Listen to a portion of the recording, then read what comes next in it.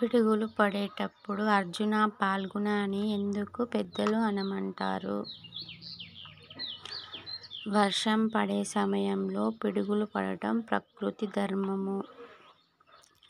ఆ సమయంలో చెట్టు క్రింద ఉండకూడదు. అలాగే అర్జున పాల్గుణ అనమనటంలో ఒక గొప్ప ఇతిహాస కథ కూడా ఉంది. మహాభారత గాథలో అజ్ఞాతవాసాన్ని ముగించిన అర్జునుడు ఆయుధాల కోసం ఉత్తరుడిని శమీ వృక్షం వద్దకు తెస్తాడు.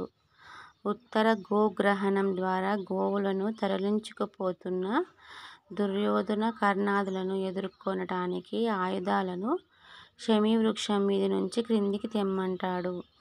అప్పుడు ఉత్తర కుమారుడు భయపడుతుంటే తనకున్న 10 పేర్లను చెప్పి ఉత్తర కుమారుడి భయం పోగొట్టి ధైర్యాన్ని కలిగిస్తాడు.